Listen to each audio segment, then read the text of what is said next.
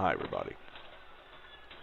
So my friend Ted's over, and we're working on the ribs. We've got a little assembly line going. So Ted's marking the ribs. Each of them have to have another number 19 hole drilled into them in an approximate location to a previously drilled number 19 hole. Once they all have that hole drilled, on the instructions it shows the right wing.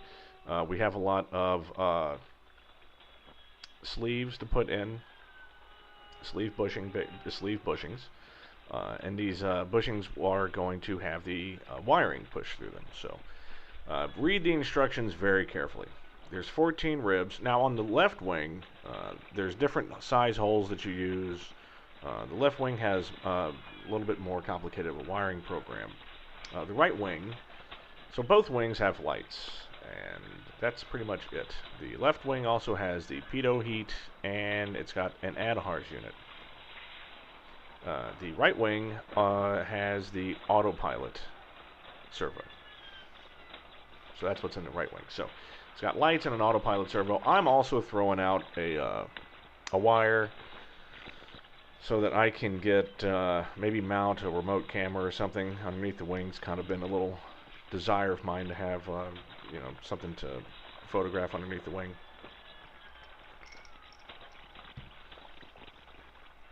So anyway, the process was mark the wings, and then we drill the number 19 pilot hole. Now the nice thing about the right wing is that all of the bushings that you push in are all the same size, and it's 1/2 inch. So what you do is you you use a step bit and you drill all the appropriate holes, and this is why you need to look at the plans, up to that 1/2 inch, because then the bushings will go in. Make sure you drill the correct holes.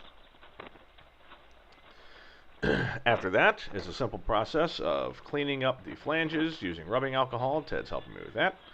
And then I'm going and I'm walking outside with them to my priming platform and priming all of the flanges of the ribs, as well as the attach areas on the back of the number 3 and number 8 rib.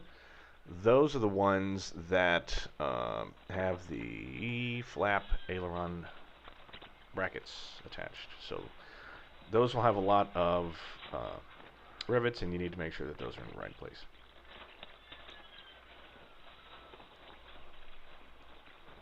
So now with the priming done, we're going to go ahead and make those aileron attach brackets, which include the actual bracket itself and then a doubler that goes on the back of the rib, which creates kind of a double flange, double back rib flange, which is used to attach to the skins. Gives a little bit of extra support and security. And I think I definitely remember going over this the last time. Yeah, so with these brackets, when you put these things on, you're going to need to have 2 different throws.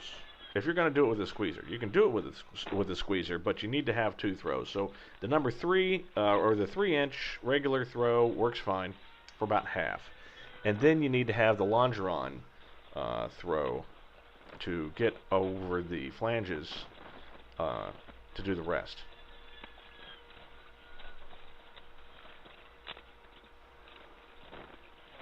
And while Ted was here, he made a little bit of a mistake and wasn't pushing the shop head of the rivet in. So we're using 470 or dome head rivets on this, and he was accidentally pushing up on it with the squeezer. So instead of squeezing it with the shop head flush to the metal, he basically wound up squeezing some material in between the pieces, and the head was stuck out, and it wasn't attractive. So I went and drilled it out and put a new one in. Would it have been okay? Probably, but I don't, it was easy enough just to drill it out and replace it.